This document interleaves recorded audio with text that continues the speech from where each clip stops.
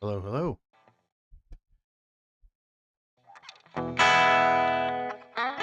Morning.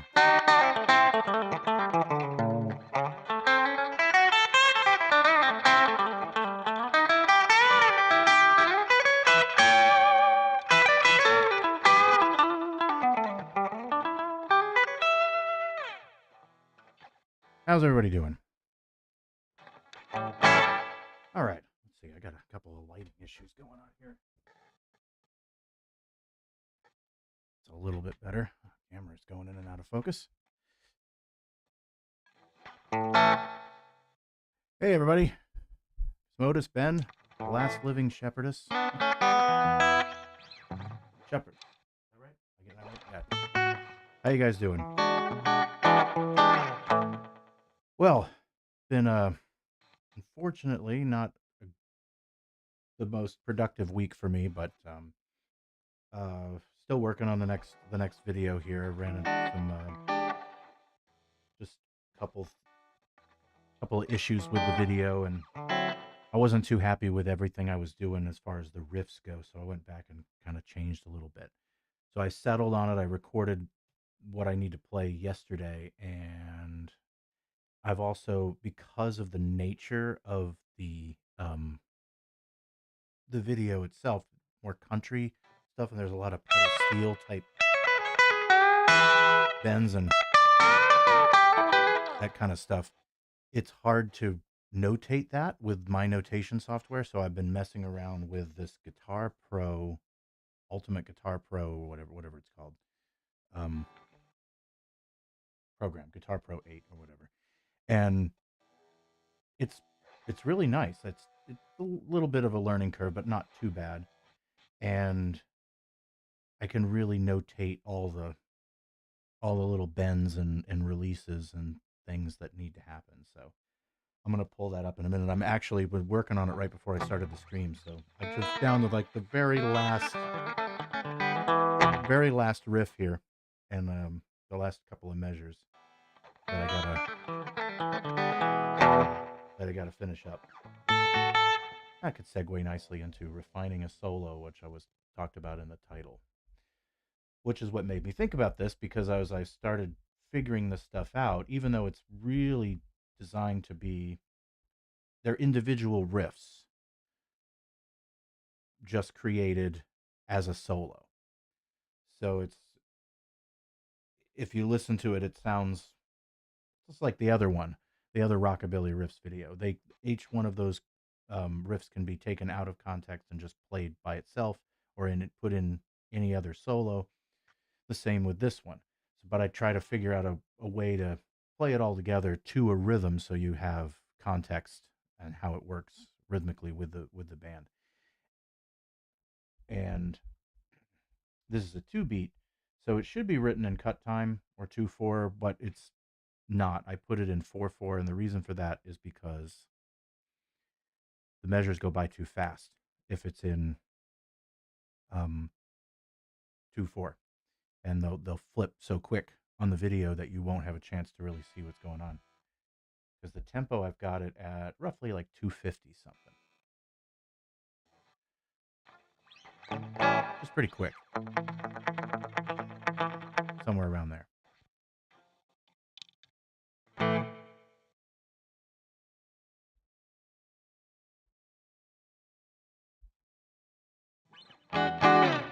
And I went through it, and I was going to, I got to close to the end of it, or in the beginning of it. There's quite a bit going on the E. So it starts off with this.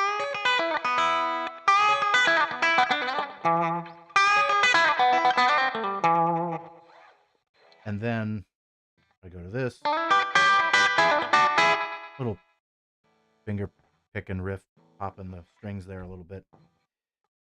And all of that was pretty much standard. I was the same as I've been working on this video.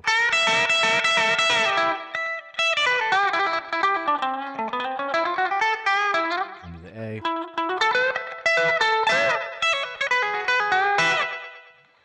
So right there, I decided I was going from here back down. But because one of the other things that I try to do with these Rockabilly Riffs videos is, at least for now, I might break them down further. And some riffs are played better in other keys. And in order to play them in a different key, you'd have to use a capo, because especially some of the country stuff, because it utilizes the open strings, like doing the chicken picking type stuff.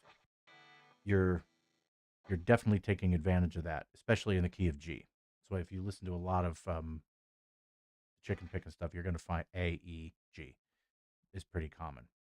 Um, very well suited for the guitar in standard tuning, at least anyway. But you can do a lot of those other riffs by just using a capo and moving it around. But I want to make sure that for these videos that these licks are transposable to any key. So even though you're playing it here, and there are a couple of riffs that I do, particularly towards the end, where I am taking advantage of some open strings, but I show you how to play that in a closed position as well. So you can, or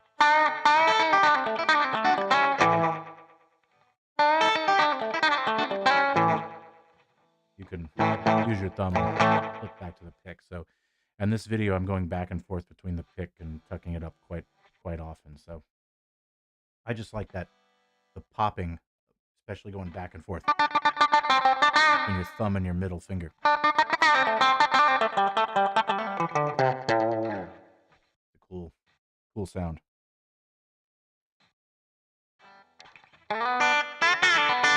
So I was coming up to this other part at the end. We go to the turnaround. We go to the 5. It's just a 1-4-5. I keep it pretty standard as far as progressions go. So we're not worrying about that. We're not concerned with the progression. We're concerned more with the technique and the solo itself.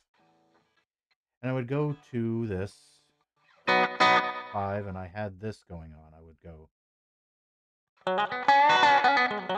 like these little trills and stuff. That's what I was doing. And I realized that that's just overly complicated. I think it's just too much. So I changed it to just something simple. And I find myself doing that all the time while I'm trying to create a solo. Is I'll go overboard, put a whole bunch of notes in, and then I'll slowly carve it down into something a little simpler and what flows from one section to another. Be concerned with not only what you're going to, but what is preceding it. So whatever you did before is just as important as what's going on after, because you want to make sure that where you're coming out of going into that next riff, it all flows together nicely. And it's also, you want to take into concerns the mechanical considerations of the guitar. What's easier to play? What's too much of a stretch? Because you have to be concerned with that. If you're going down here versus up here, playing a riff like that, all those things up here is fine. But when you want to play that stuff down here, you really have to make sure you can't kind of be lazy with your hand, and make sure that your thumb is parallel to your fingers down here, and your wrist, you have enough leverage so you can bend those strings. Because down here definitely requires a lot more effort to bend those strings down in that area, and especially with a Gretsch. I don't know about with Gibsons, they're just like butter. They just bend. And Strats too, I guess, to a degree. But Gretches, with these Bigsby's or whatever, they just it requires a little bit more tension, which is part of the reason why I end up using 10s instead of 11s, because if I'm playing a Gibson, I do prefer 11s on a Gibson or a Strat or something. But for Gretsch, the 10s are fine. So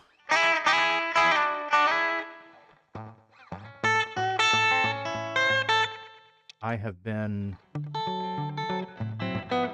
just between that and still feeling under the weather this last week, I just haven't really had a lot of chance to go crazy with it. But I did get that other in-ear wireless video done. I just haven't dropped it. I haven't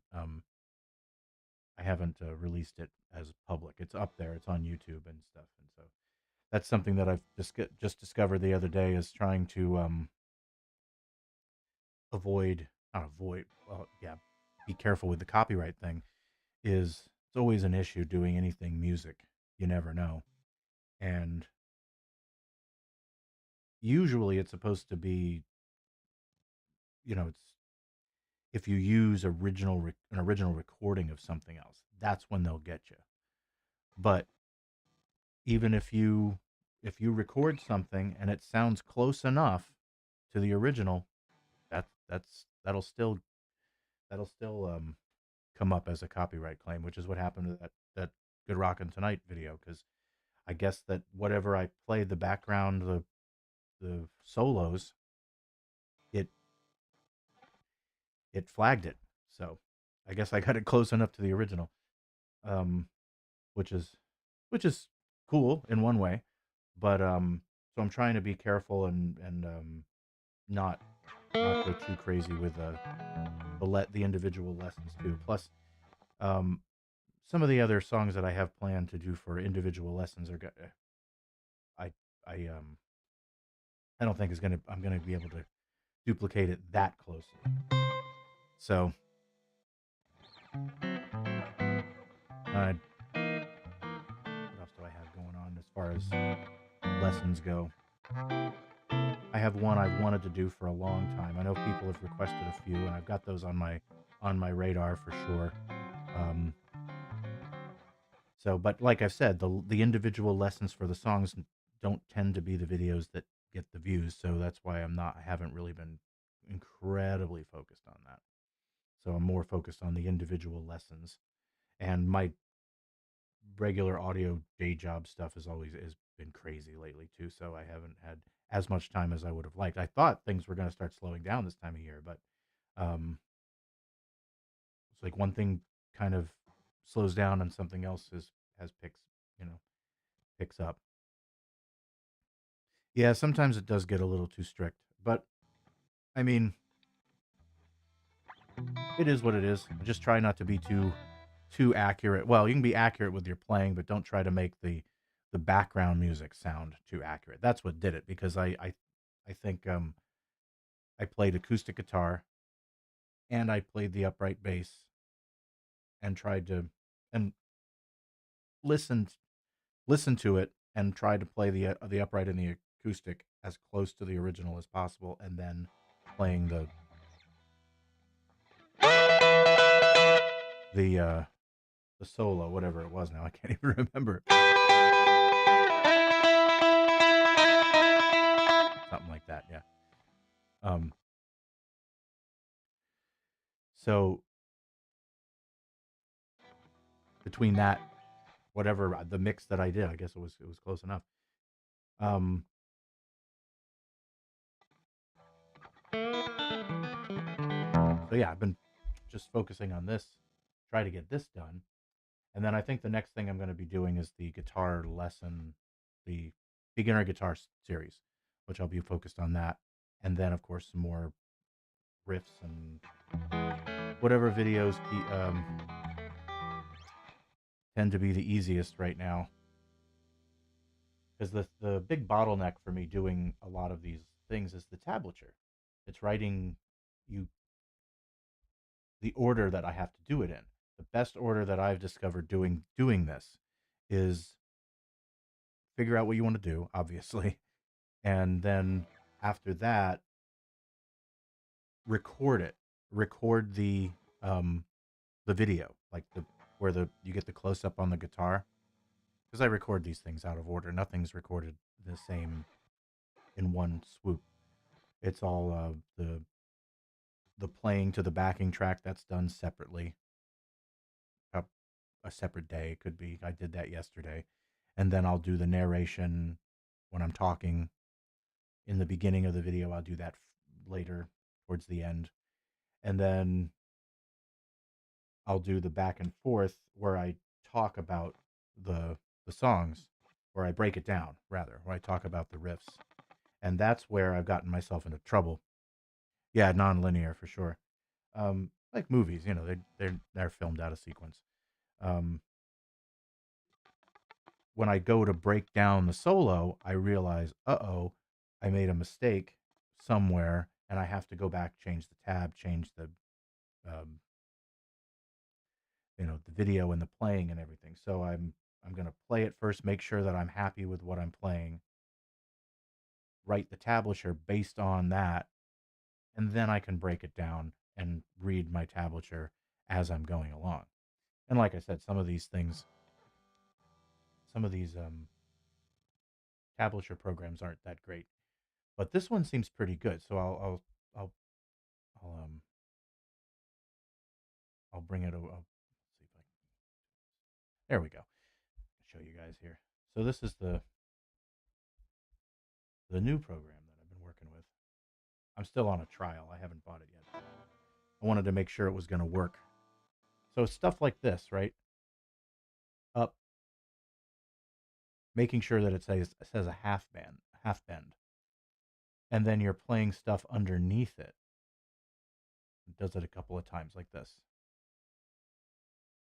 This figure right here. Um,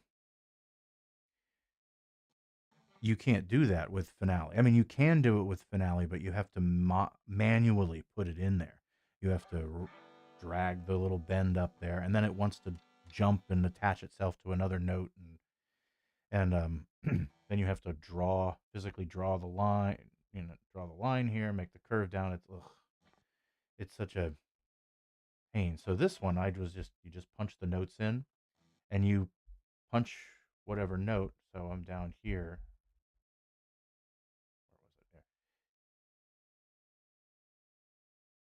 So this is not primarily focused on standard notation, although it is there, but you'll have the tablature there. So like this riff here,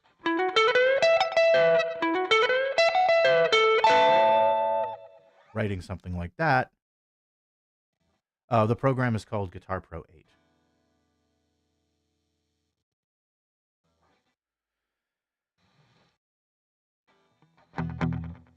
And I haven't learned.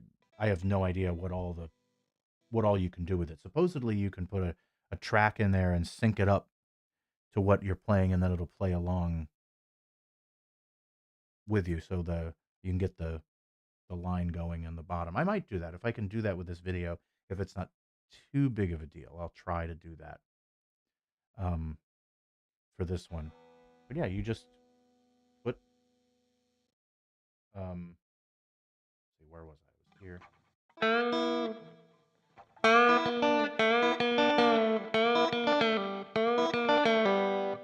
So I'm right here. I'm doing a pull off there, and I want to go to an A to a G. So I'm more of a notation guy. I mean, I do both, but I think in terms of when I'm thinking of notes on the guitar, I don't really think about it in terms of tablature at first. I usually think of notation. So it doesn't really matter how you do it. I guess you can go down here. So I want to go to an open G. So I think you can hit 0. Yep, there it is. Did that make a noise? I don't know if you guys can't hear it, but yeah. And so that'll be the open G. And alternately, you can also go up to the notation and hit the G, and then you decide, okay, well, what string do I want? I want that G note, but I want that to be open G, so that'd be the third string. So you hit 3 on the numpad, and it's going to be, I'm in the key of E, so it's automatically going to put it as a 1 because it's G sharp. So then you have to hit the natural command, the shortcut for that is like Command 8 or whatever, but and then it brings it down to a natural. So you can input regardless, you know, whichever way you're more comfortable with it, doing notation. So I find myself doing the notation.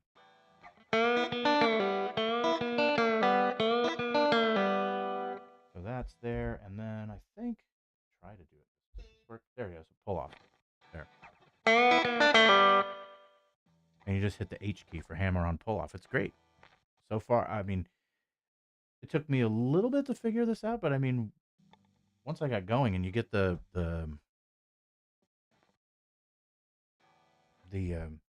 once you get the keyboard commands, the shortcuts, I mean, yeah, you can go much, much faster. And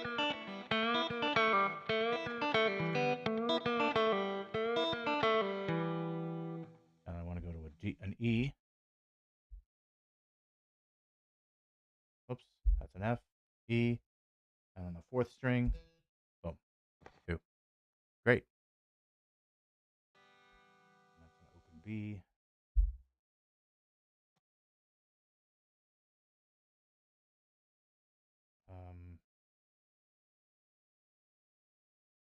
Yeah, 2, second string, so 0.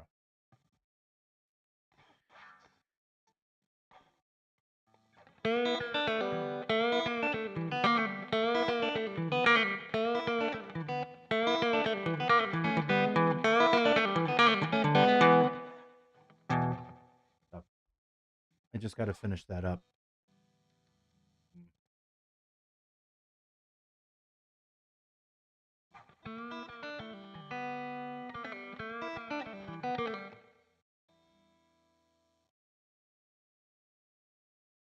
So that's going to be a downbeat.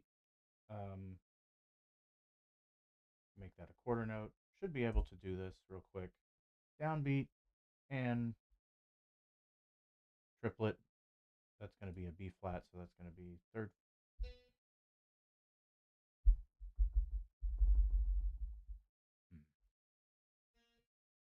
Yeah. 3,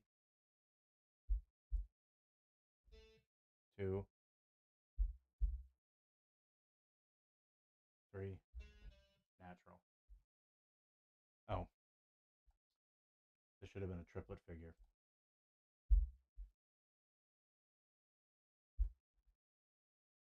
Boom.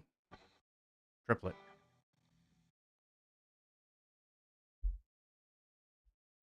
I did one more triplet somewhere else. I want to make sure. It's weird.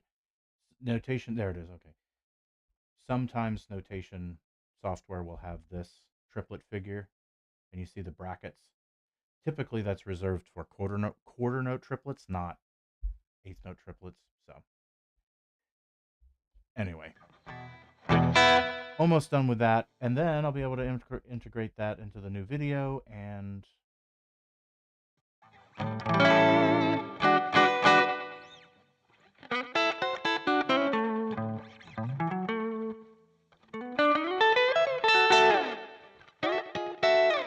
And download it. And I believe that with these files,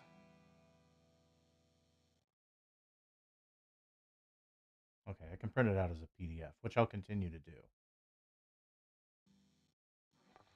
And if it will allow me to do it, and it might be helpful for people, I can save the Guitar Pro file, and you can download that from the website as well. I don't know when I'm going to run out of space on my website, but at that point we'll get more storage, I guess. But if I can save the actual file, then you can a MIDI file. I guess it's just a MIDI file. You could open it up if you have Guitar Pro, or just another MIDI file as well. You could have that and play it. I don't know if anybody's ever used what's that other program? Not MuseScore. MuseScore is like an open source program, which isn't bad. It's a little clunky. I haven't really had too much luck with it. I tried using that at first, as opposed to Finale, because I was looking for better notation software, and that one didn't really work out too well for me. But this one seems to be pretty good. But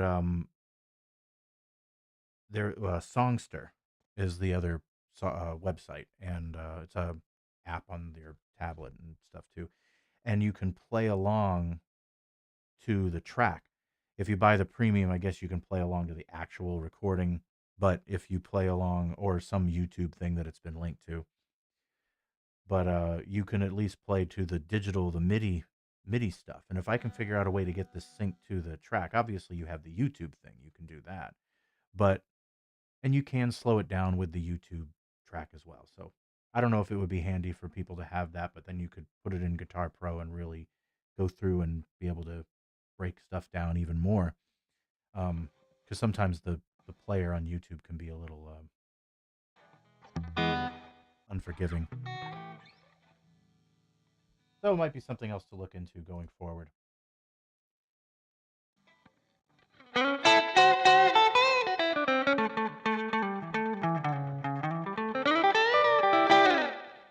Yeah, a lot of those rockabilly riffs, anything that has the you hold the bend up there, do something like that.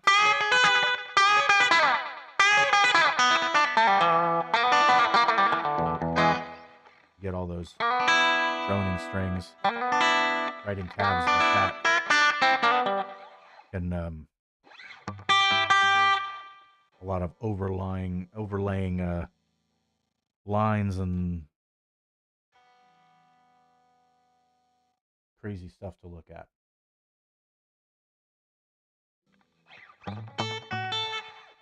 So yeah, refining a solo.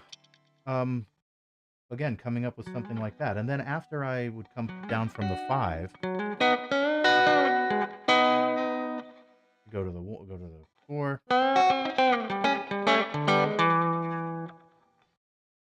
Then at this point, I was doing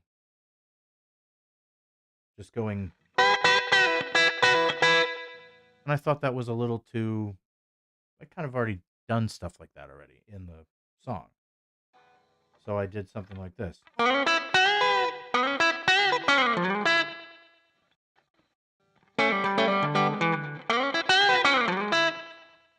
Just a quick little couple of notes, but it's bouncing back and forth with all the, the notes in the E chord. I'll throw in the 6 in there.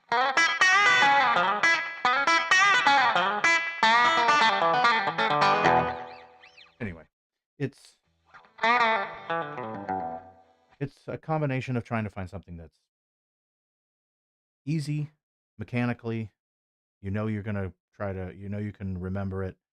I try not to repeat myself too much, especially within the same solo, but I try not to repeat myself over the course of an evening.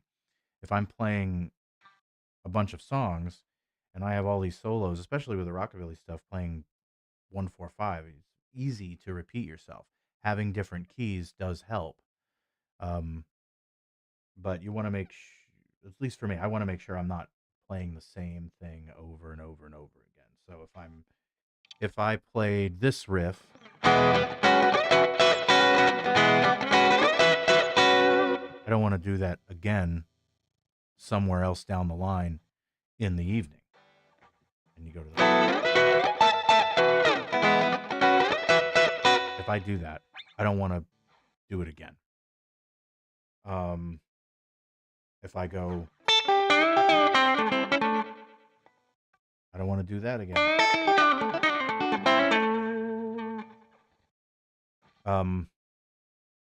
It's fine once in a while to do a call and kind of call back to something you did earlier in the night. At least for me, I know most people probably wouldn't notice, but I don't want to become monotonous and become lazy for me.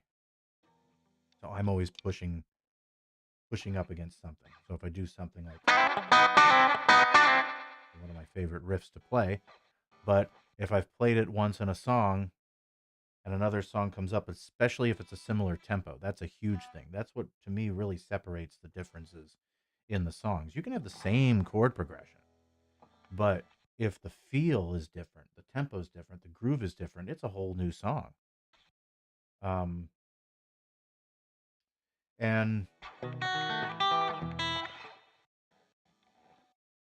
that's something trying to, we're talking about this last week. I believe Ben was asking about it with the Texas Flood tune. I tried to look it up. I thought I had the tab for it or the notation for it, but I don't. Um, But going another thing on memorizing solos, I was finding myself struggling to remember what riff was coming after the next. So another thing I realized to do is that keep playing the solo until you come up against the spot where you can't remember or you make a mistake or whatever. Oh yeah, that's right there. I need to go there and take the solo from that spot and just play the spot where you messed up. Find out where that bar is. Play right before it and then play a little bit after it. Then go back to the very beginning and then try to add it in and slowly build that up.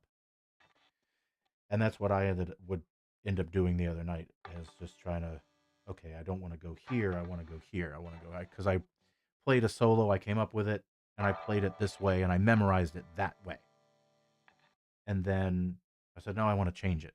While I'm changing it, I found myself constantly playing the old ways. Like, nope, don't do that. Don't do that. Got to go back. So I'd have to force myself to change each time.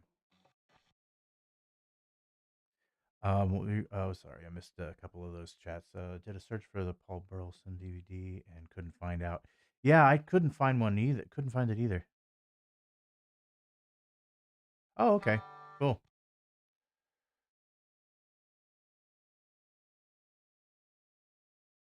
Yeah, well, most of the old blues they are the same chords. You ask that pomade question every single week, and no, I do not use that brand.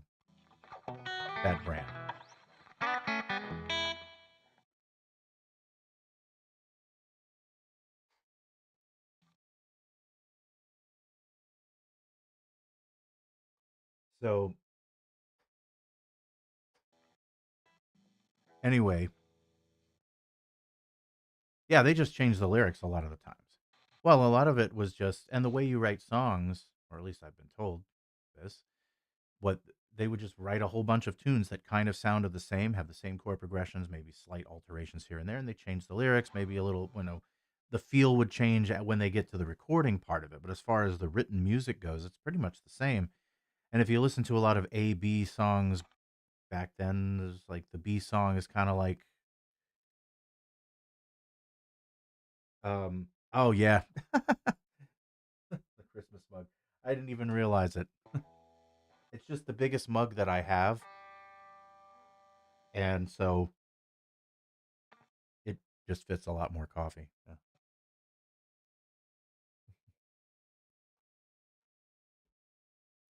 Um, I have a Halloween one too. I think that's actually around the same size. So that one was just convenient, and I grabbed it. Uh, yeah. So you'll hear like side B. It's like, okay, you can kind of tell like this wasn't quite side A material. Um, so um they made it made it a side B, and it pretty much sounds the same. But a lot of it was just chord forms. You play a 1-4-5 or a 2-6-5-1 or whatever the case may be, and write a bunch of tunes, change the melodies up. When composers write melodies, they will. That's the hook, whatever the chorus is. That's where they spend the bulk of the time on the song, and they will just write a 5 to 8 note phrase and 30 different versions of that same notation, that same melody, until they find one that they really like, and then they'll pick that one. And there are little tricks that you can do to kind of get your mind if you're trying to create songs, or riffs and solos. If you're playing something more melodic, and you're not just playing all these crazy guitar riffs and things, um, write a melody, whatever it is, and then take that melody and change little rhythms of the notes. Make one of them, instead of a quarter note, put a little triplet figure. Make it a triplet down to the next note. Um, of course, the standard tricks are invert it, play it backwards, right? Reverse it, play it backwards, mirror it, invert it, mirror it, play it backwards. All these different combinations. of the same melody line, and that will trigger it can trigger a new way of approaching the melody, and then you'll come up with something different, and then you'll say, oh, I'll add this one and change this up and change that up, and then do the same trick. Once you've come up with a whole new melody line, reverse that, mirror that, and invert that, and you can have a lot of fun with that.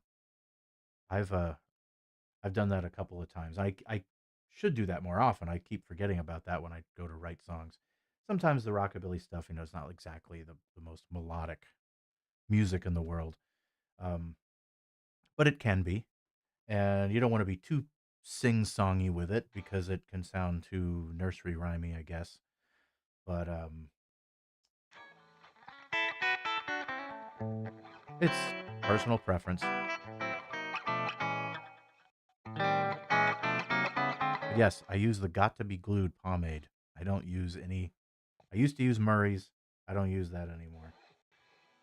It's too much to get. I did look that pomade up, by the way, and yeah, it's looks like a rockabilly guy or whatever on the cover of it. Um, Never tried it. I have no idea. What I've got works great for the humidity level in New England.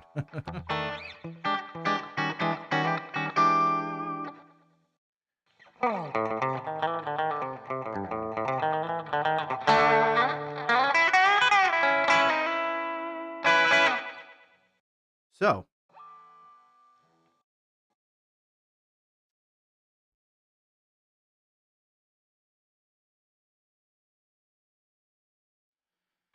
what else is going on? Just coming up with trying to figure out new. I've got the series of videos that I'm trying to get going, and once it gets going, it's going to be fairly easy. But like I said, I thought I was going to have more time, and then life gets in the way, things happen, and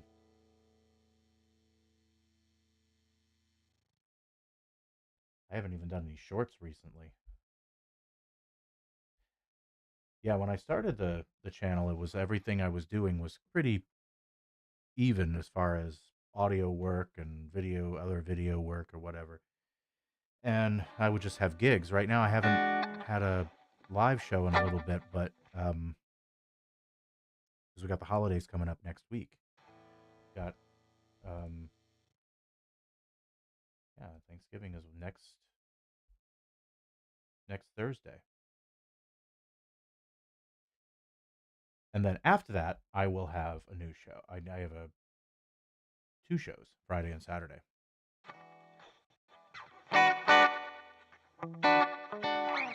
So I didn't expect all my audio work to go crazy this winter or fall. We're not in winter yet.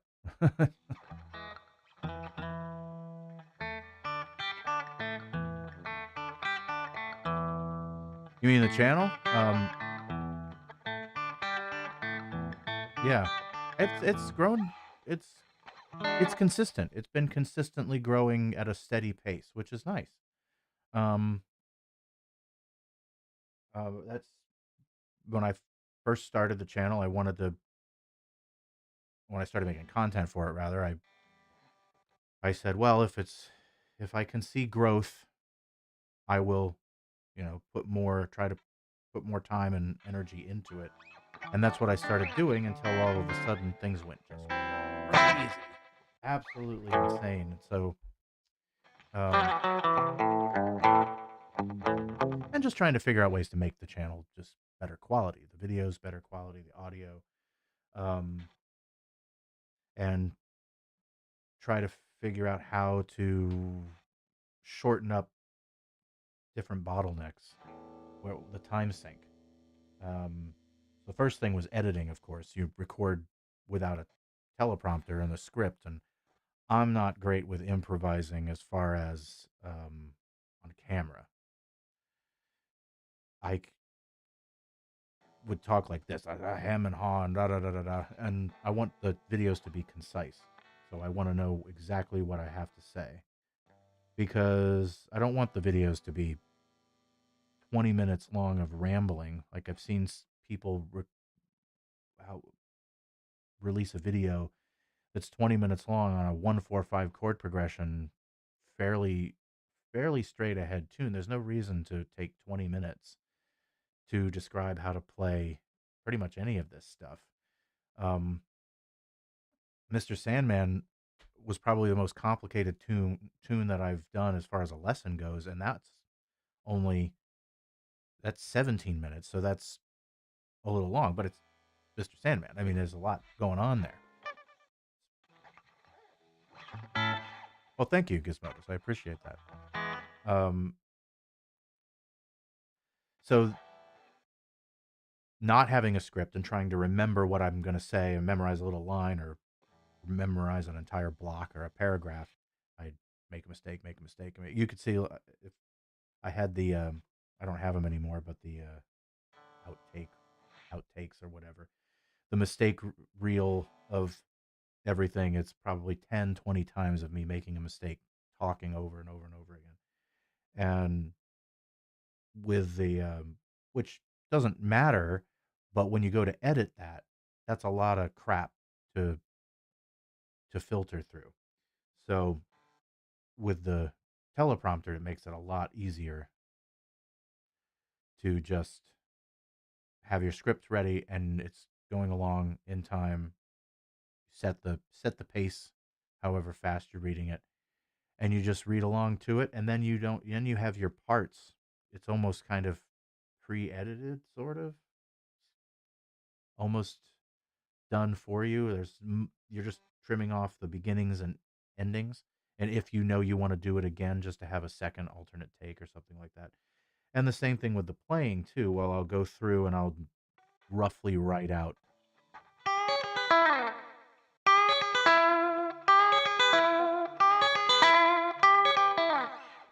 Yeah, sure. I mean, I did theater for a little while too. I used to do musical theater, believe it or not, and it's but that was a long time ago. I was late teens, and um, it's funny. I can remember dialogue and a script, and I can do it. It just takes a while, and I'm lazy. So when it comes to memorizing all of that stuff, at least quickly. So I can type it all out and I know what I'm going to say and like, okay, I know I can say this and I can just read it and get it done and then move on to the editing part of it. And something about like I can remember lyrics to songs no problem.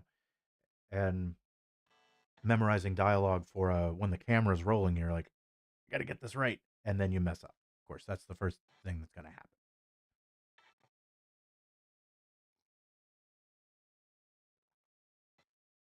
Yeah, I did a couple of straight theater pieces, nothing crazy, but I can't even remember what the name of it was. We're very like just say short stories, not a full play or anything. Only full plays I ever did were musicals, and they were geez, I'm trying to even remember what. I never had a major starring role or anything. Just a few lines, maybe a monologue, and then the songs mostly. So it was singing for the most part. Um,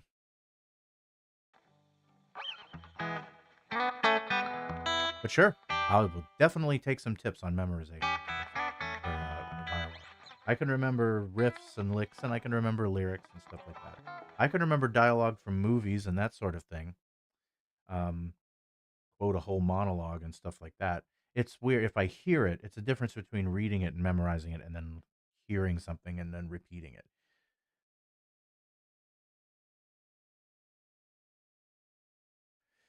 Right? Yeah.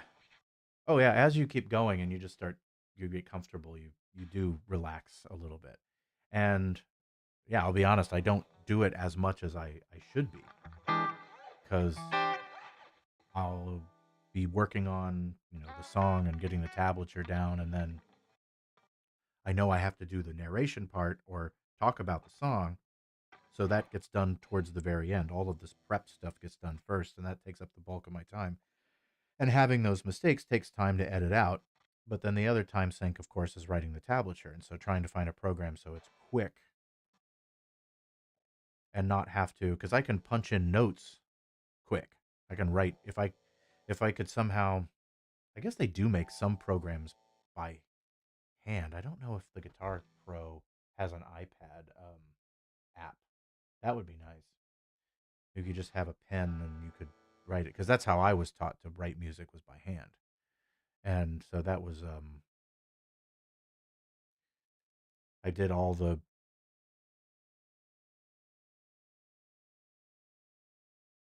You can still remember the dialogue. Nice.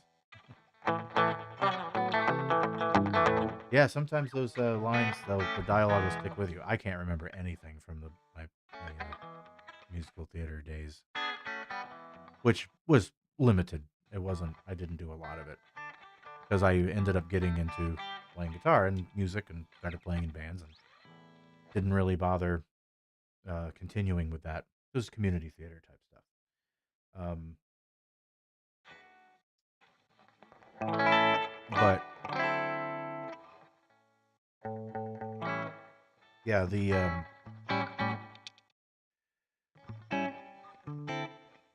yeah, was it? Oh yeah, writing charts out. I would have to write, um, transcribe a solo or something like that for guitar, and then transcribe a saxophone solo. And then we got into writing for big band, and so I'd write a full line. You'd write your lead sheet, and then you separate your parts. What's going to the trombones, the trumpets, the saxes, and all of that. And then you have to orchestrate all of that, and you do that in concert key, so every instrument is still in the key of whatever your key is. Um, I did one that was in the key of B. Yeah, of course. And so that puts the trumpets in C sharp and the saxes in G sharp. And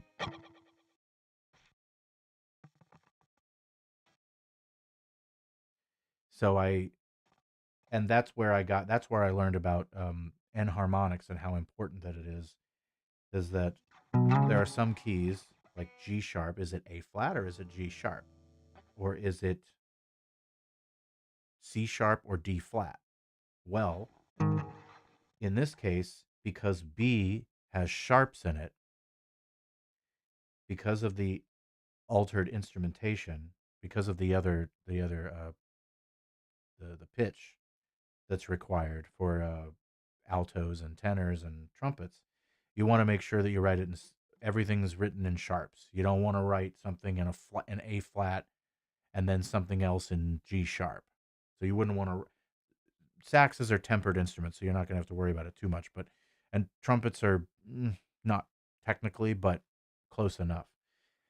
Um, but it can matter to a degree, because when you're playing a flat, especially with string players of any kind, violins and cellos and whatever, your violas, they're if they're playing flat, they're gonna play just a hair, like a not even a quarter tone lower than when they're playing in flats.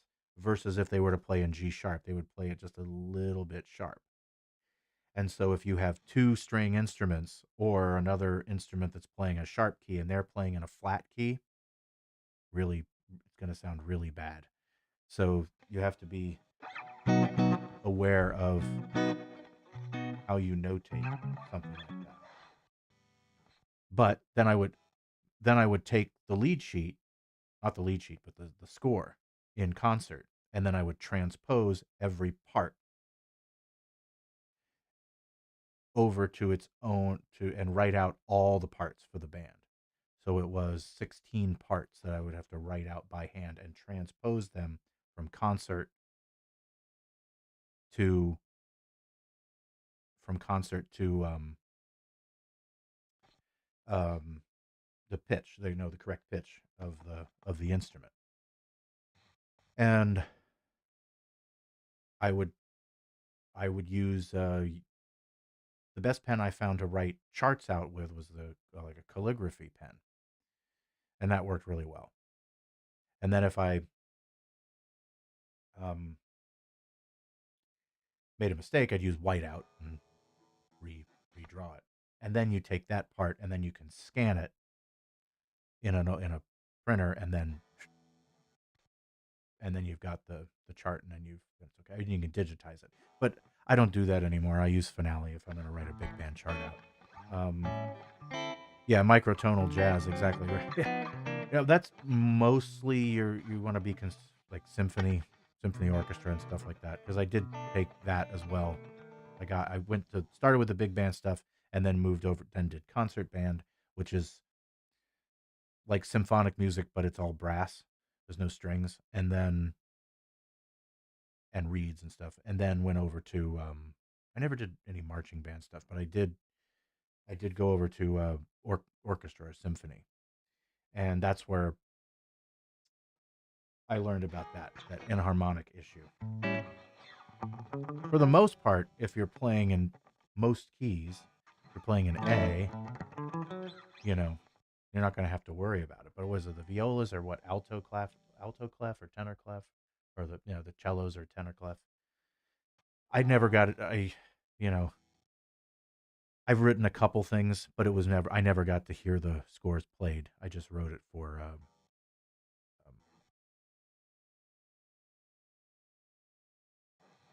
liquid. Really, really, his mother invented liquid paper. That's funny. Interesting. Well, that's what I used. I think so. And yeah, I just use Finale now. But yeah, I never got to hear it with a symphony because I mean, I didn't actually go to I didn't go to a college or anything where they'd have the symphony orchestra there. You could get into that, so it was just um, private tutoring.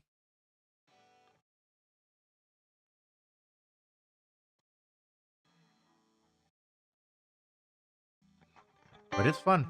I can get lost in chart writing. All of a sudden, hours have gone by, and I've I'm writing all this writing the music. That's funny. Well, that must be nice.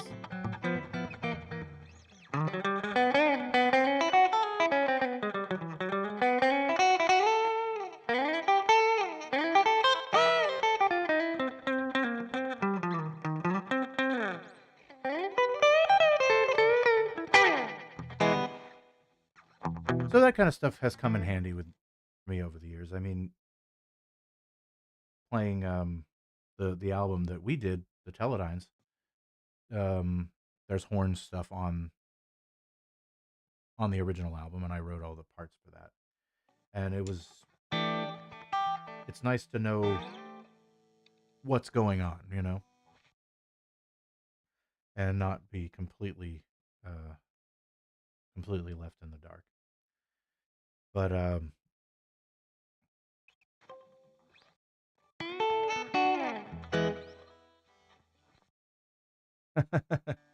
that's funny.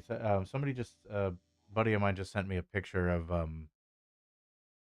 like it looked like backstage with where Hendrix opening up for the Monkees, or the Monkees opening up for Hendrix. So I don't know which way it was, but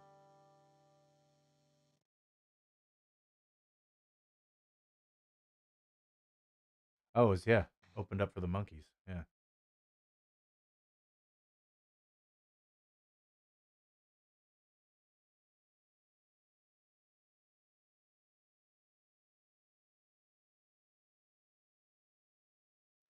playing harmonica with the cross tunings. So outs.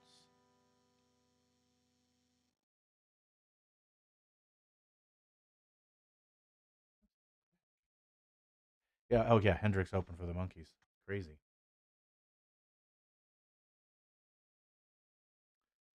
I know, right?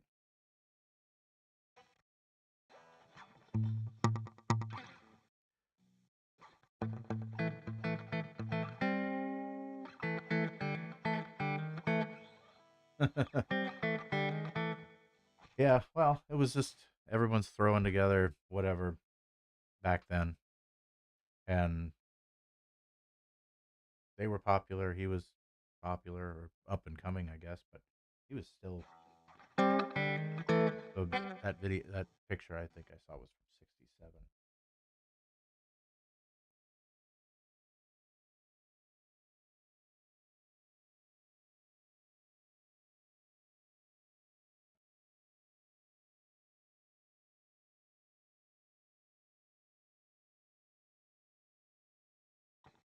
Not the greatest. Here, I'll show it. Not the greatest photo in the world as far as resolution goes, but there you can kind of see it.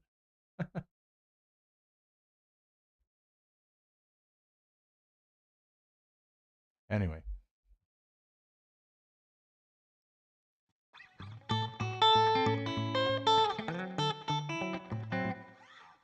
music people didn't understand it. Right.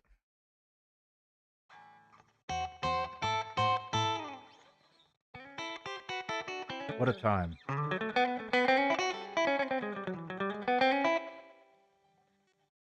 Well, anyway, um,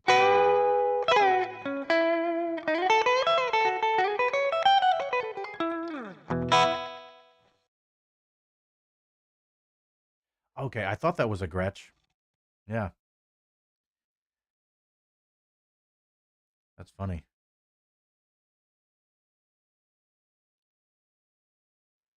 Yeah, Hendrix is great.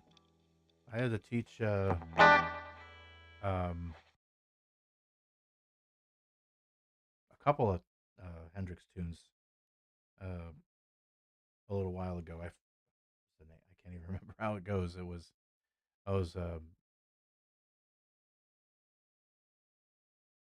manic depression was one of them. Um, Dolly Dagger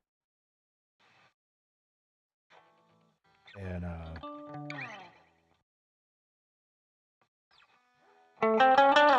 whatever that one is. Fire, fire. Yeah.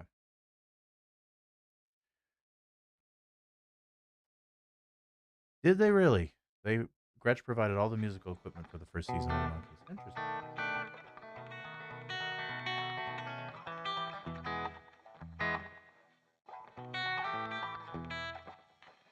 Yeah,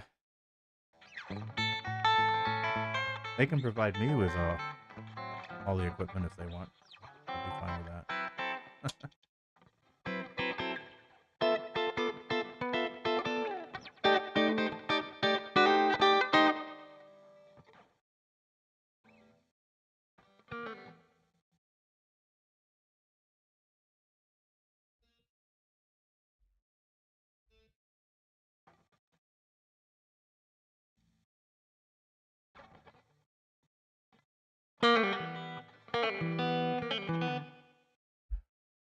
Was there Monkees model?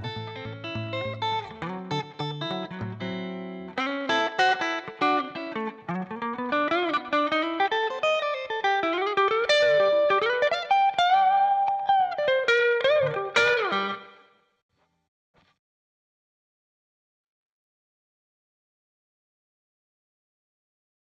Yeah, because that right after Baldwin bought them, they that the quality took a major nosedive. Not that it was fantastic before that, but it really, because I had a Baldwin era Tennessean. It was not good. Uh, it was it was a mess. Honestly, Gretsch didn't really recover until Fender took over distribution in 2004, 2003, 2004. This this guitar is a pre-Fender Gretsch, and it, as I've mentioned many times, it's been a it's always been a constant thing to tinker with. It's fairly stable now. I've made so many changes to it that and simplified everything so much that is really difficult for anything to go wrong at this point, knock on wood. But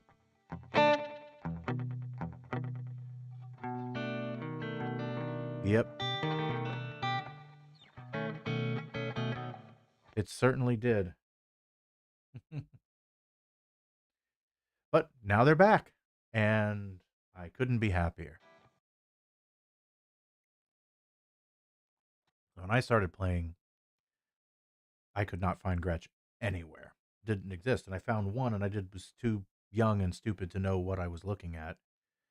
And everyone kept telling me, "Get a Gibson, get a Gibson, get a Gibson." And all right, So I ended up with a Gibson, even though this thing was literally sitting right on the floor. I'll never forget. It was sitting right on the floor. I could have grabbed it and chose this over a Gibson, and I just wasn't aware of what I was looking at. So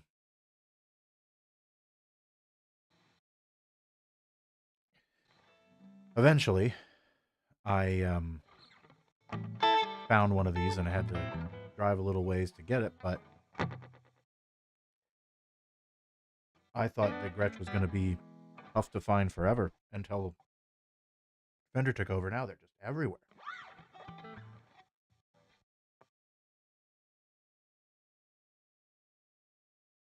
No, I haven't.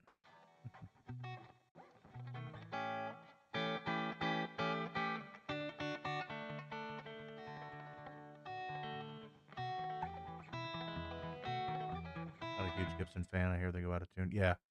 Um, they require a lot of setup. Uh, Working in the guitar, um,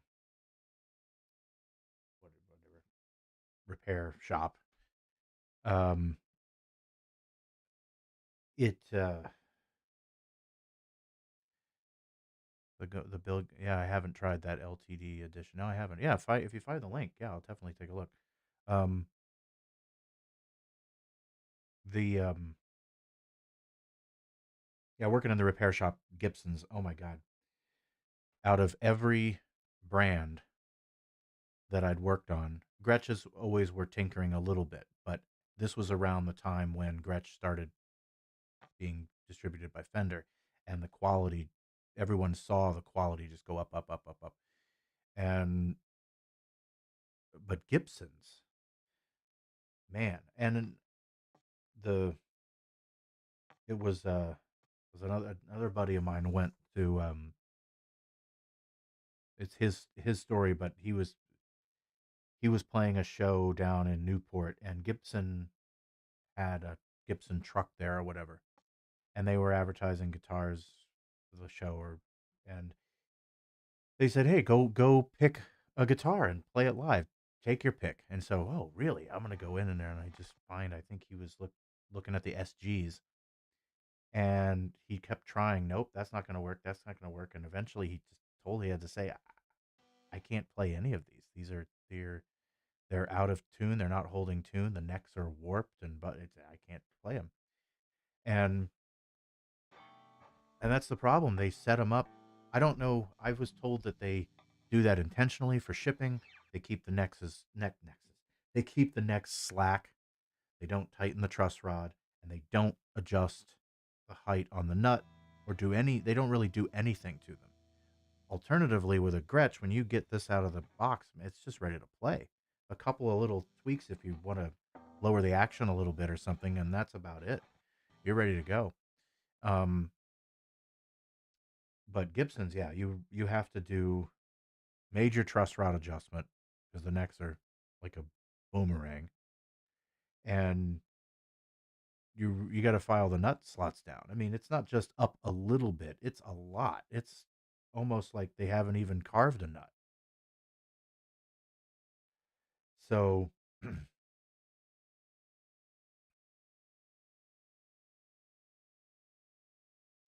so you have to, and it's all Gibson models. It doesn't matter. Les Paul, SG, 3, 335, whatever. They're all the same. Yeah, the Les Pauls, they don't have any character to them, or like the only way you can get a really good to me, I was never able to get a great sound out of it. You have to color it so much with an amplifier and pedals and all of these things. where Tellys and Strats and Gretches and those sorts of things, they have they have a character to them. They have a sound, a life to it, like you say. And Les Pauls are kind of boring. Gibsons overall, you know, are just kind of dull. Um, but they're just kind of dull sounding. I mean, their acoustics are fine, but I still prefer Taylor's Martins or Gretsch even again. Yeah, sure. Let me see what it is. I'll take a look.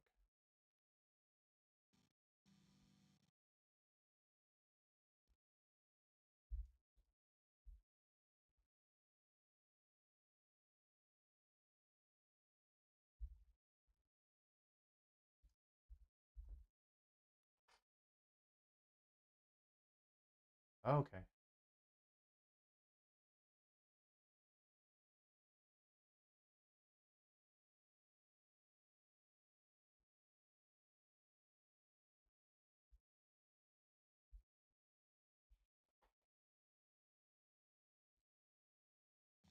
This guy, right?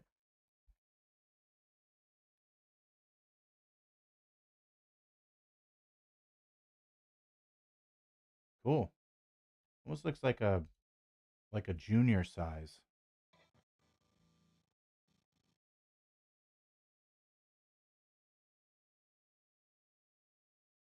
I wonder what kind of pickups those are. They almost look like P90s, but I know they're not. Seymour Duncan? Seymour Duncan.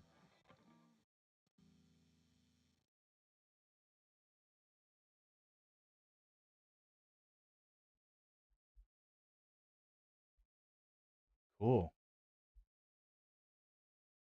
Yeah, let me see what else.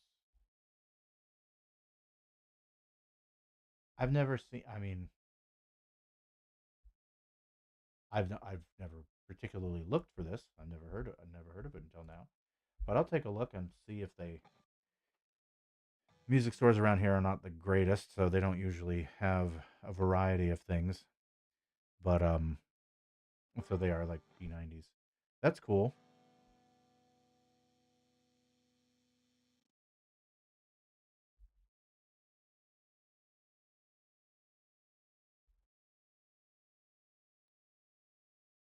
Like I said, they got a bunch of different TV Jones uh, model in there, so they're kind of a Gretsch type thing.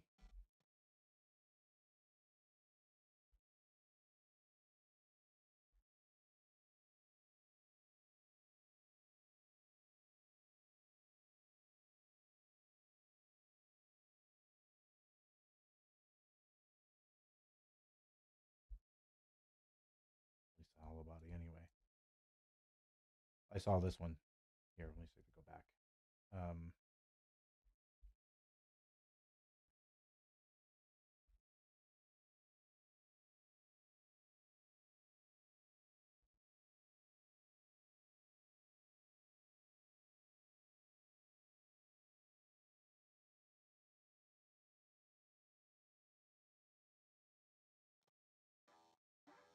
yeah,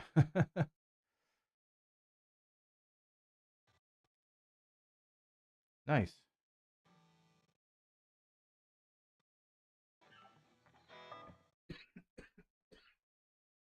Yeah, they look pretty cool.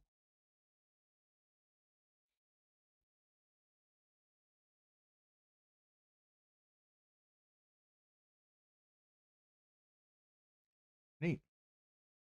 If I ever see one around, I'll definitely. Yeah, so it's like up there in the Gretsch department as far as prices go. I do like the thicker, bigger body guitars, though. I mean, that's my preference. I like to have that big. That's why I like the Phoenix and the other the Hot Rod. Yeah, it does have my name on it, doesn't it? Yeah. Ah, who knows? If I can't get Gretsch endorsed, maybe I can get endorsed by these guys. You never know.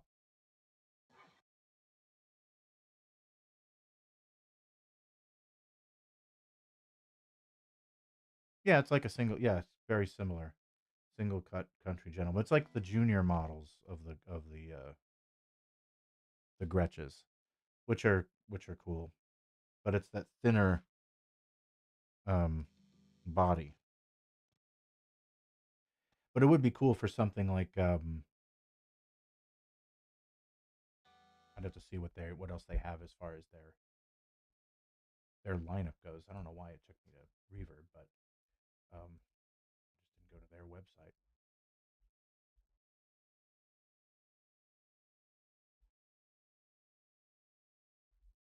They got a bunch of different. See all the stuff that they have. A series. Some of that stuff's not definitely not for me, but oh, that's weird.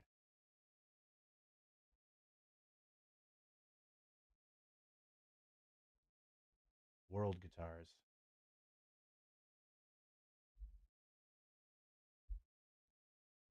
Montreal premiere.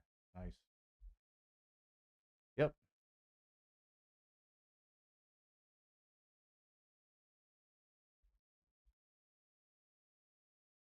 Cool. What is that?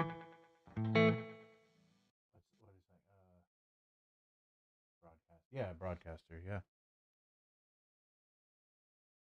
Oh, acoustic. That might be cool. Yeah, because I'm always trying to find. I mean, I like the Gretches okay, but oh, they have the pickups too on there. Acoustics. I've heard that Hofner acoustics are really good too, and for the price, they're actually. It's just, I guess it's hard to get them right now.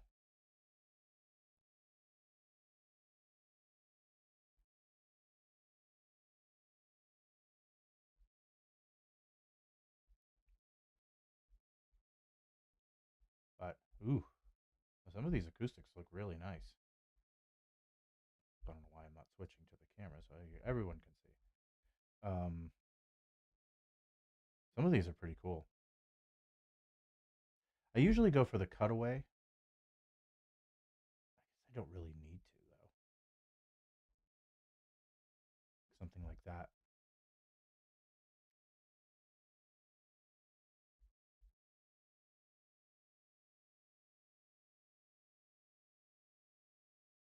That.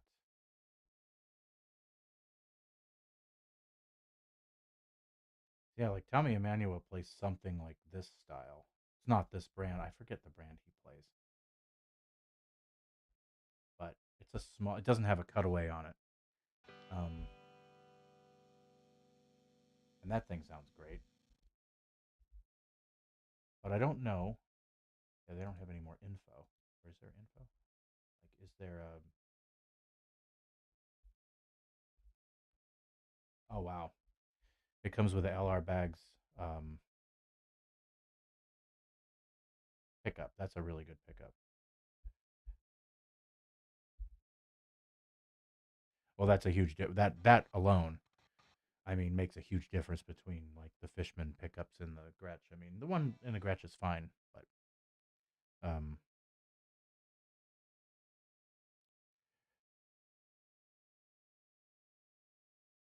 give acoustic blast for blues. Yeah, I think the gentleman is half the thickness of the Nashville. Yeah, the gentleman is half the thickness of the Nashville. Um, kind of very similar to the Gibson, the ES, the 335 or whatever, 355, whatever. Those models similar. Um,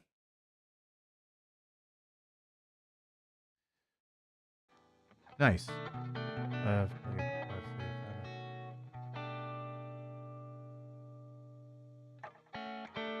Found a chair on the deck without arms. Yeah, I know. That's the problem. That's why I got this chair here, because the arms go up.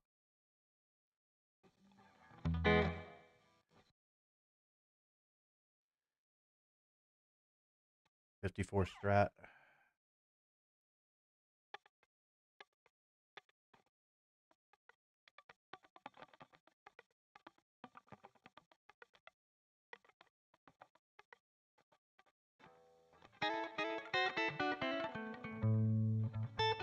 Carbon fiber acoustics. I've never played one. Um, the You know, the carbon. I've seen them, but I've carbon fiber. I've seen and carbon fiber fiddles, and I guess they make upright basses too. But there's not really much to do with those things. I mean, once they're built, they're pretty much, from what I understand, that's it. There's not really much you can do. Um, and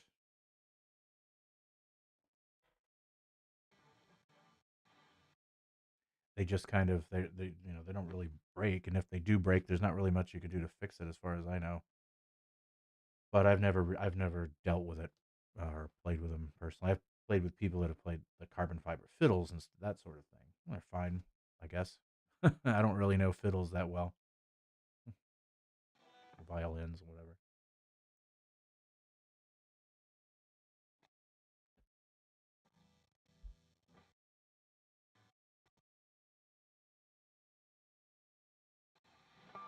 But like just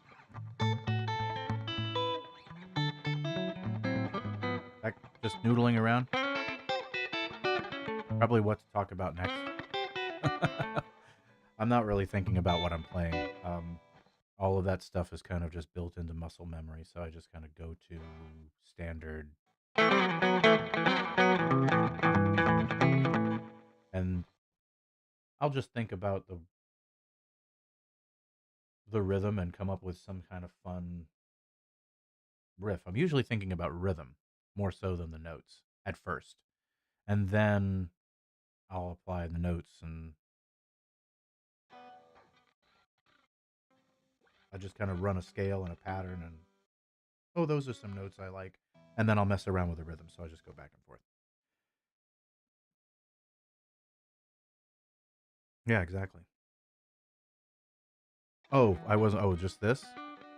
Oh, I don't know. I just comfortable. I don't know what I was doing. um,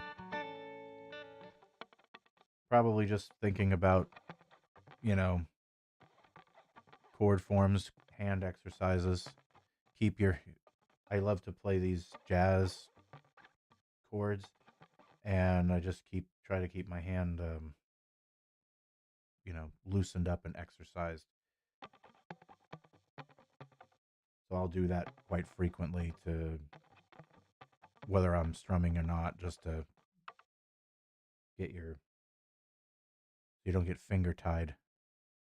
That's another thing to practice too. I don't think I've mentioned that before. Is you just do this back and forth if you don't have a guitar on you. Just keeps your hand um, limber.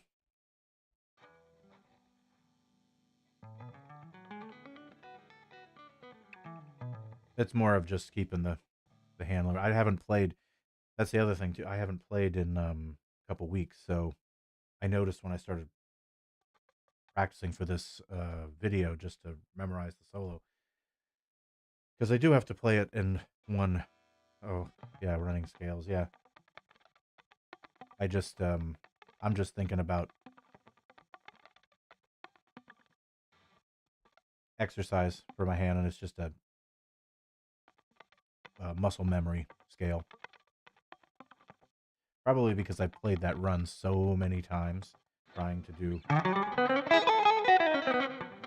stuff like that.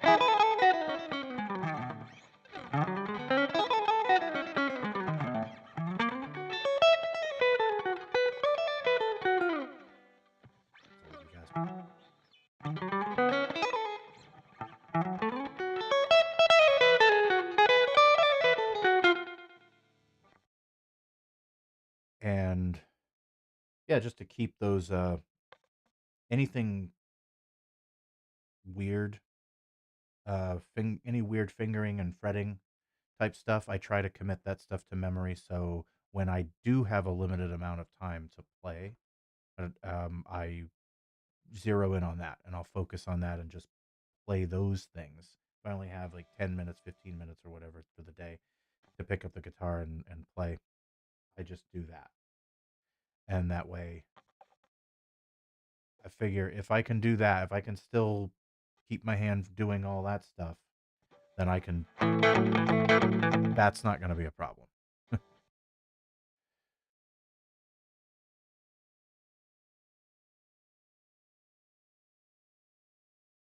Really? Oh my god, that's horrible. Chinese pianist who was solitary for a long time and took a board and drew keys on it and practiced that way for years. My god. I mean, I guess with piano you can sort of get away with that, but guitar, I don't know, man. Yeah.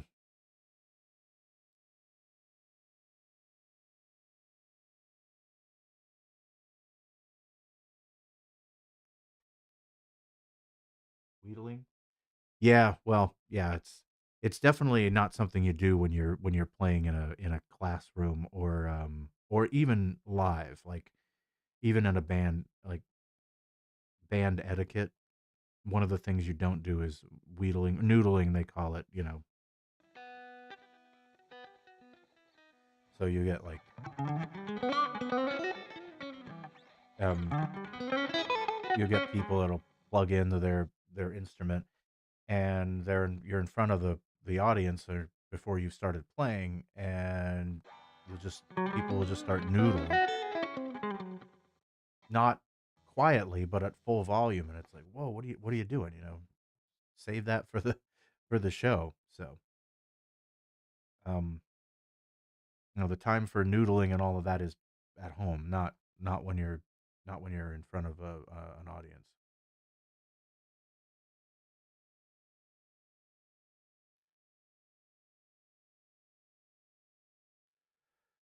Wow, I bet his hands did get stronger.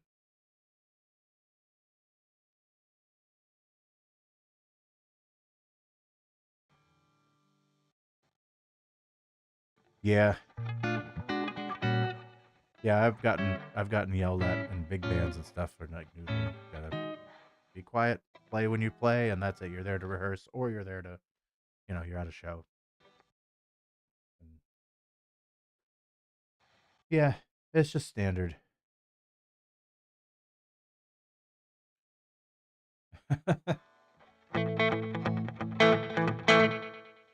um, yeah, I don't really, I'm not, I don't mind. I love playing live. It's really the talking to the audience thing that I'm not the greatest at. It's just, I don't really have much to say as far as, oh, here's the next song of this and you know, basic stuff like that. That's pretty much it. Maybe I could do a history of the song for a second, 5 second little blurb, but everything has to be little sound bites. Like it can fit on a bumper sticker, right? You can't really uh, say too much, otherwise people get bored. So this environment works. This is fine. But live, you want to get to the next song. Whoa, out of focus there. You want to get to the next song as quickly as possible. And I know for me, talking to the audience. Yeah. Well, there you go. I mean, I don't mind it if I have something to say, fine. But if not, then I'd rather get on to the next song. And that's when I go see live bands. That's what I want to see. I just want to see the music. I don't really. I mean, I don't mind hearing like a couple of little things that they have to say. But generally speaking, I'm not really interested in listening to them talk. I mean, unless they're like a celebrity, they're you somebody um, that you know you're paying to see this personality, this persona. That's different. But if you're just a band or playing, you know, in a live club, your average club, it's like, unless the guy happens to be very charismatic and funny and tells a lot of jokes, that's fine. As long as it doesn't take up too much time and you're focused on that instead of the band itself. Because then you can get into the too too much of the cliche. The cheese meter goes up if you're not careful. But other than that, yeah, playing on stage is nah, it's not scary. Depends on the stage. I've it's weird. Every place is different. Some places I get a little bit more nervous about than others. No rationale to it other than the setup.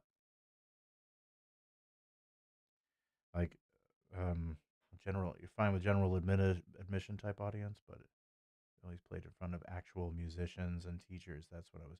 Yeah, yeah. That's a different.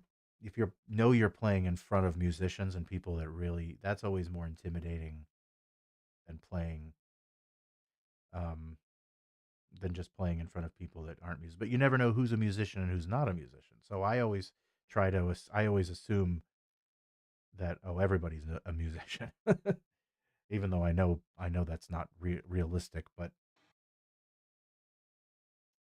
I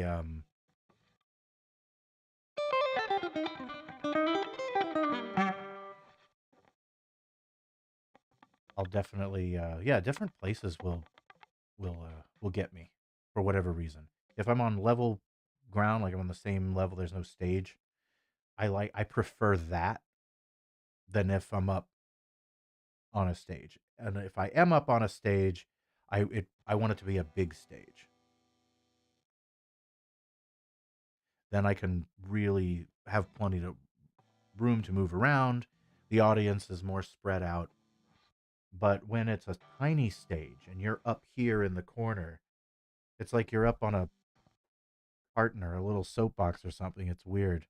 And you're just there, and yet all these people are around you looking up at you, and it's a weird feeling. I'd rather be on the ground floor with everybody or be in a theater situation. Words to say and you're fine. Yeah. Um, like I said, if I know what I have to say, if I have the script sort of kind of memorized in my head and I know what I have to say, that's fine. I can say words like that. It's the improv of what you're going to say live is a completely different um, approach to it. And what are you gonna say? And there's only so much you can really say anyway. I mean, it's called crowd rap, and some people just don't have good crowd rap. It doesn't necessarily affect the show. It's just it can get people going and get people into the show. It's a fine line between doing it really well and then doing and being really cheesy. Um, and it sounds like something like you're watching a show at Disney World or something. Um, a theme park production.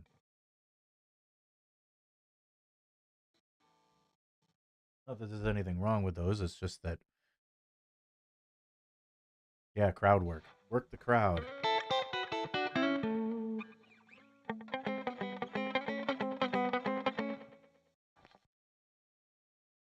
Cool.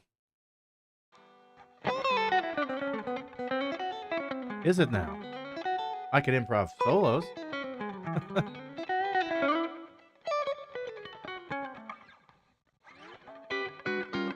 And, one on one or streaming, with however many people, what that's fine.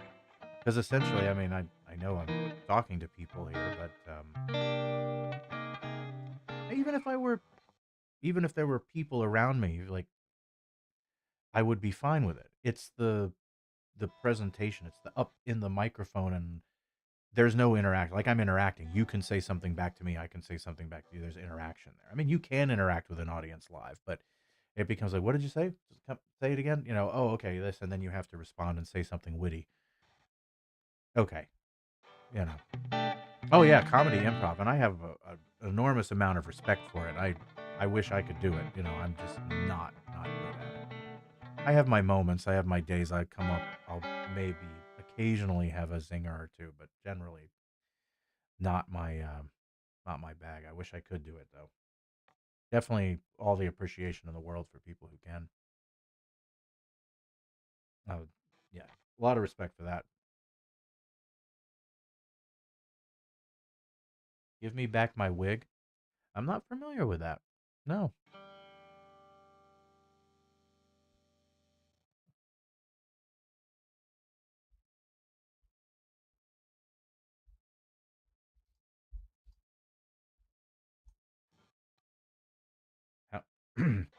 Excuse me, Hound Dog Taylor. I suppose I could take classes. Um,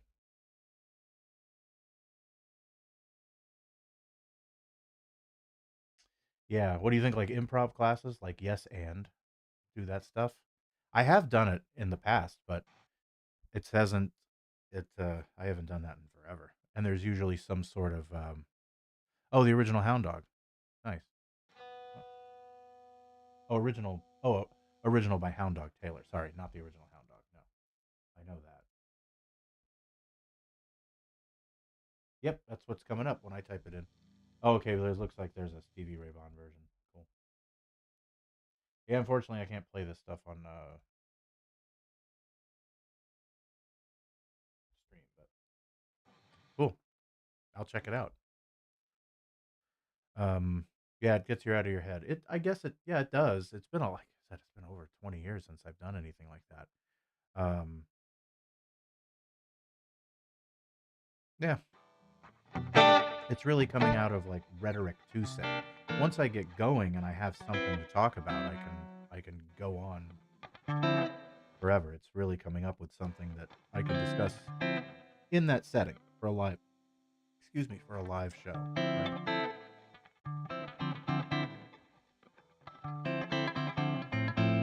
Besides, of course, the songs, which I guess that's what most people do say, other than, hey, tip your bartender, tip, we, stuff's on Spotify, YouTube, like and subscribe.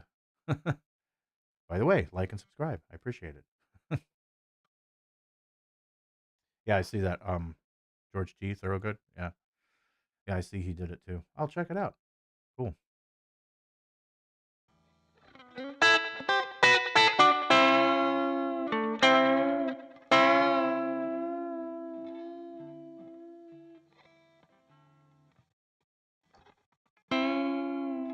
That's one articulation that I don't think exists in tablature is whether to bend up or whether to bend down.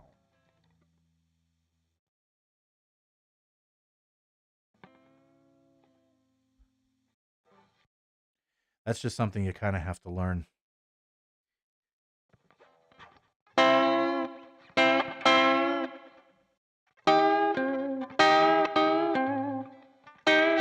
Usually, if you're going down, you bend down. But you can do it the other way.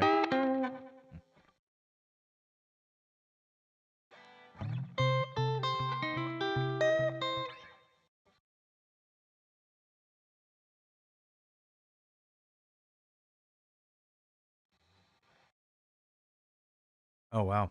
Ran into him. Cool. What are my thoughts on the Stray Cats getting back together? I mean, that's cool, I guess. Um, I'm surprised. I mean, they got back together in 2004. Um, and then I thought that was it for, you know, until now they're touring again. I guess they need the money. Um, but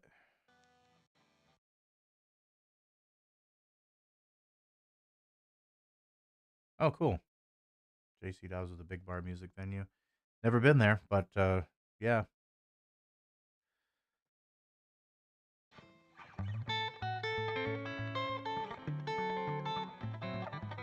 Yeah, I mean, Setzer will tour with his little Rockabilly Riot thing, and then he'll do the orchestra, or hasn't done it in a while, but that's expensive. I can only imagine the logistics behind something like that. And then, especially since it's not like here, like some people, I went to see this, um, they call her the Queen of Swing, which was, what's her name? I can never get her first name right. Carling is the last name. Gunhild Carling. Anyway, the band, she plays with a big band, but it's not her band. It's like a local band. So it was the local Rhode Island big band. They get the music ahead of time, they rehearse it, they play the show. She plays with them. But Setzer's band is the same guys everywhere across the country, so it's super expensive to travel. So I can imagine that's why he does that. And with the Stray Cats, it's just three guys. So yeah, you can make, and it's already the name's built in, so you can play to thousands of people and make quite a bit of money. Um, I wonder if they'll do another recording together, but we'll see. Yeah, every few years. They just toured this last year, and we'll see what happens there. You know, if they continue. But I mean, my band is a three piece. Yeah. Um, Sometimes we have horns. We when we first started out, actually, our first gig was with a three piece horn section or two piece or something like that, and then we wouldn't do it everywhere because it just wasn't the room. You couldn't fit more than three people. But even three people was tough. So, and I haven't done a horn gig in a long time. I've had people come and sit in and play with us, but mainly it's just due to money. It's hard to find enough to get the extra dough from the venue or to justify having those extra people there. And people just don't really go out as much as they used to, so it has to you have to pick and choose. I definitely want to do it again. Um, Usually, I think the most I would ever play with was two or three, usually three horns. Um, on the album, there's four. It's a alto, tenor, trombone, and trumpet. And that's typically. Occasionally, I'll have friends will come up and sit in and play guitar and that sort of stuff. But yeah, three piece for the most part. It's cheaper for the venue. It's easy logistically to deal with all the gear and setup and everything, and of course, uh, just less people overall to deal with. Um, but there's always usually at least bands that I've played in, regardless of the size, there's usually a core group. It's usually the rhythm section. Whoever runs the band, it's him and usually one or two other guys, and that's the core of the band, and then everybody else is kind of hired on to play.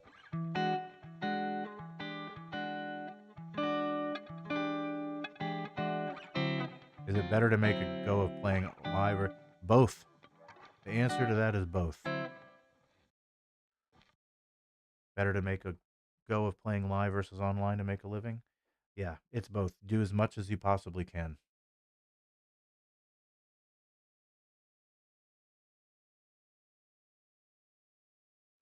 Drums, sax, vocals, bass, lead, and rhythm guitar. Yeah. Um, that's pretty. It was common to have a rhythm and a lead guitar, and then of course, and sometimes keyboards too. Um,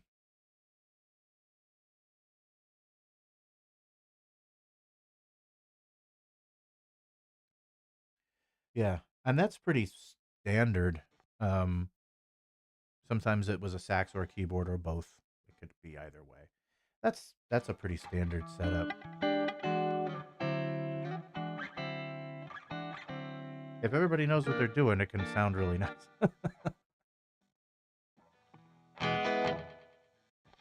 um, yeah, the with playing with a trio, you have to get used to how do you play certain songs. Where do you jump back between rhythm and lead and filling in the space, and a lot of that is knowing what to omit and what to add that's not necessarily there, and also your sound is a huge difference. Yeah, by year two, you're making music exactly. But yeah, getting paid or making money playing music, it's anything and everything. Playing live, recording, making content, getting it onto. I mean, you're not going to make anything on Spotify. It's not really about that. Essentially, in the same way that making CDs are back in the you know 20 years ago when people actually bought physical medium, it makes more sense to make a vinyl these days because people tend to buy that a little bit more, whether they have a record player or not.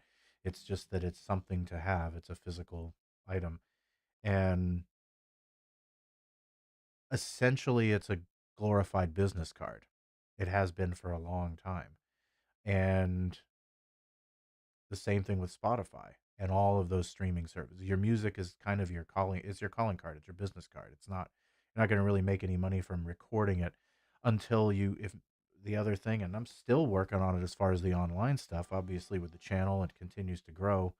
Um, the, make your own music and make videos, teach is another thing, whether you're doing it in person or you're doing it on YouTube or whatever.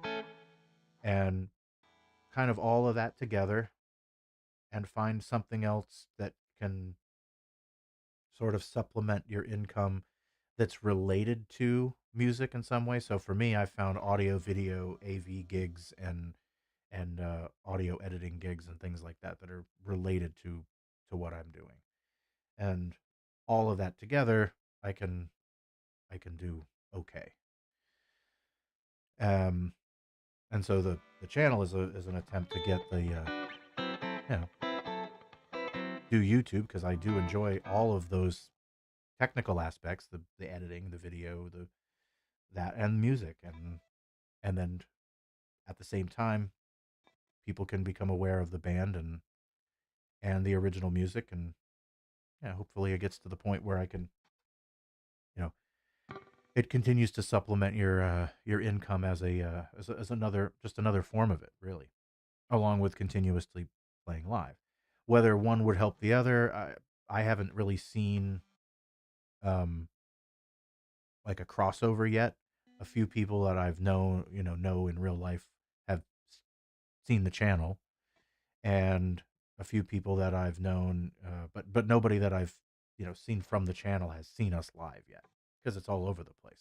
I don't know how long that take, if that's ever going to make that kind of crossover. Maybe it will one day, but I think you have to have of a lot of followers and a lot of subscribers, and you have to play live and you have to tour and that sort of thing, which happens over time. But if you're breaking even traveling around the country, it's not. I personally don't think it's worth it. If you know, no, I don't think anybody is from New England. But eventually, if there's promote, it's the same reason why even mainstream big bands that are popular here, why they don't travel to certain areas of the world, because there's no promoter interest. And there's no way to get, there's a reason why the Stray Cats, from what I understand it, and they don't go to Australia. There's no promoter interest down there. There's no, I'm sure there's a fan base, but for whatever reason, it's just, it's quite a bit out of the way. It's a major expense to go down there and, and then not have, not have any kind of a connection with the local, with the music scene down there. But Japan, yeah, Japan is easier to get to. And Japan and Rockabilly's huge in Japan. So there's promoter interest there. There's a local interest. Do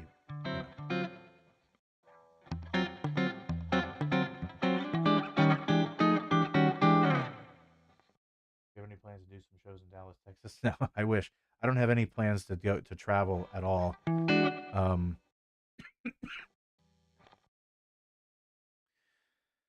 Stray Cats books from Japan. Oh, cool. I've never ordered any Stray Cats books. I have one Stray Cats book. And I don't know where I got it from music store years ago. Um, but yeah, that's cool. I should look and see what other. I honestly don't really look for tabs too much. I usually just go to YouTube now if I need to find a song. So, but yeah, I'd love to travel and tour, play Texas or whatever. But again, it's like um, maybe I need an agent. Get a booking agent, get a manager. I never really knew which one. Managers you have to pay. Booking agents get paid for doing work. So, um,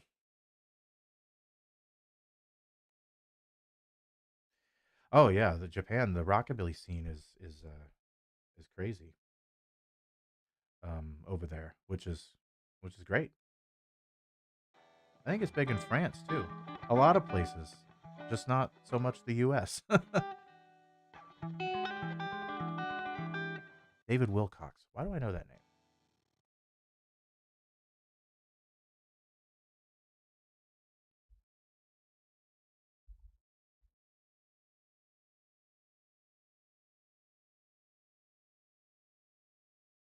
I think it's been mentioned before.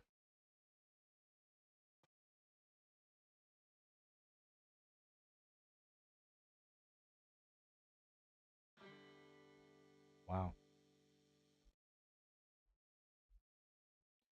So one man band kind of traveling all over the place, I'm guessing.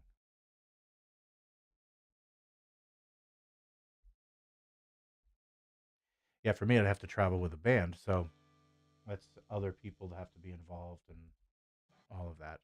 You know, but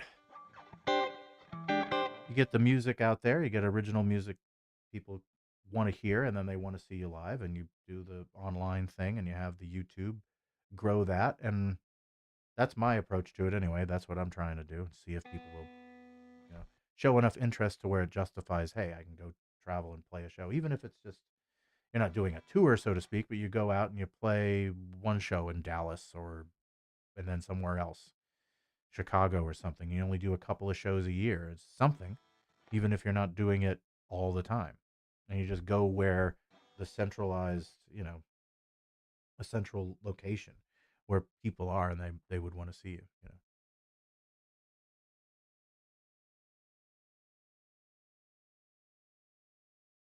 Oh, nice. Plays the shows of 500. Great. Cool. Very cool. Think Riverboat Fantasy. Okay. Cool. Nice. I'll have to check them out. Pompadours. Seattle. Seattle. Big cities. Exactly.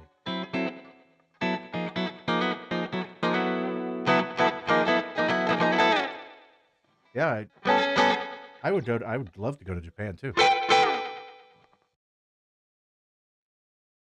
Yeah, big cities. That's probably going to be your best bet, and just we'll see what the future holds. Only time will tell, right?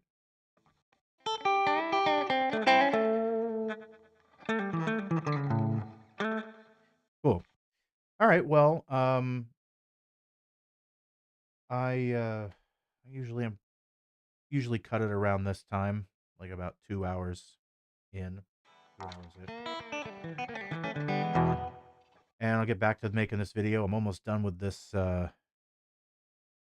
tablature, so I got two more bars to write, and then I'll just double check it, make sure it's good, and then I can start recording the narration to this and get this edited and get it out this week. Ugh, been long enough, and then right on to the next one. Yeah, New York City. I mean, New York City is. I've played gigs in New York, and again, usually we'd go down to Pennsylvania or Jersey, even Connecticut. That's fine. That's relatively close. Um, Again, it's like even if you can go down there, we could go down there and play, but it's there's again, there's not a lot of money. There's basically none, and so you have to make a decision. Or are you going to do it for exposure? It doesn't really mean anything. Um, because I've played gigs down there, and not Philly. I was outside of Philly, Glenside. Um, but the oh, thank you, Ben, for the $3. I appreciate that. Thank you for the tip. Thank you. I appreciate that. I will do. I'll get another big mug full of coffee. Take care, Ben. But yeah, Yeah, maybe go down there and play again someday. But right now, New York is still, you can play locally and basically, yeah, you never know who's in the audience, but you go down there and you drive all that way and then you play for nobody because the weather's not good or something else happens or whatever. And New York, I've just seen so many other local bands do the same thing where they tour and they tour and they tour and nothing. And it doesn't do anything even though they're playing for all these people. And so the one thing that I noticed that they lack are is even they'll have a lot of original recordings too, and way more than I have or anything. But yet they'll still lack they don't have the social media presence, or they don't have a YouTube stuff. They're on Facebook, but the problem with Facebook is that it's very localized. It's only your group in your region. So people from other countries aren't going to really see you unless you reach out to them, and other parts of the country even too. So, and Facebook's very limited to what you can really get involved with. So I prefer YouTube personally. Much more personal. You can interact with people. And you can do all the videos and stuff. It's such a nice way to do it. Yeah, I mean, yeah, like I said, I used to do it, and we do it here. We'll play here. It's really about the drive, the cost and gas, and the logistics. It's just driving all the way there when we can do the same thing here locally and play to the same amount of people, if not more. And it's just, you know, if I could break even or make a little bit, that's fine. But yeah.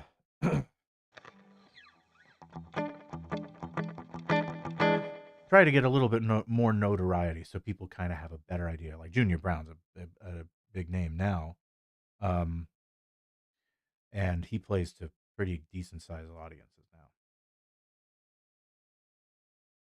now. Oh, purchase Guitar Pro on my. Oh, well, you're welcome. Hope it works out for you.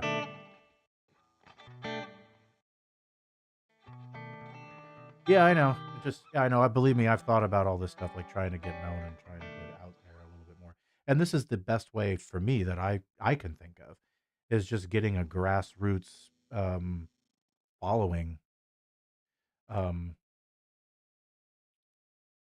and also it's just a matter of the other thing. Junior Brown probably has an agent, and I that's something I don't have. Like I said, I wouldn't be opposed to doing it, and I know people, players that would definitely go on the road with me and do it. Um, it's something I have to look into. I do feel that if you are going to go on the road, that regardless, that um, that you need to definitely have a product, and a fairly recent product. So you not touring on an album you did 5 7 years ago. You're doing something that you released either recently or about to, and then you've got all your ducks in a row and everything else. Oh, he was solo. Cool. Oh, okay. I mean, it's a consideration. I might. Yeah, I haven't worked up my solo act. I'm never really. I do have a couple of solo gigs coming up in January, and well, throughout the beginning of next year, and so that's going to be kind of my dip my toe in the water of that world, playing just solo. So I've never done that before. I've done it once before years ago, and I didn't really care for it, but I'm trying. I've gotten a lot better since then. So I think this should be interesting anyway. True. If no one's heard the album, it's new. Yeah. Um, that is true. I think it's just a matter of also promoting it too, getting your stuff out there. Instrumental stuff? No, for me, I would sing and play. Um, a little bit, some instrumental things, yes, but then also sing and play. Whether it's acoustic, I'll probably have the three guitars on me. Like I'll have the Rancher and then the jazz one and then this thing. And I've never really used the loop or pedal or anything like that. I don't know if I want to get into doing that kind of stuff, but and I don't think there's a need to. I can just play whatever. But I do need to get to that actually and start working that some of that stuff up. So cool. All right. Well, thank you guys again. Thank you for hanging out, everybody. I might use the blue one. I don't know. I change it up every time I go out. This one has a little bit quieter output, so it's easier to control um, in that setting. So that's probably why I choose this one over that one. And I don't typically play through the the um, the basement when I'm playing live or playing solo. I would play or with a duo even. I use an acoustic amplifier or one of those little mini Fender Mustang amps, and that's usually the best thing. But anyway, okay. So here this time for real. I will see you guys next time. Let's see. Next week is yes, the week of Thanksgiving. But we'll still do the live stream, same time, same bat channel, and yeah, next Saturday at 4 o'clock. Until then, thank you guys again. Don't forget to like, subscribe. I really appreciate it, and have a good one. We'll see you guys next time.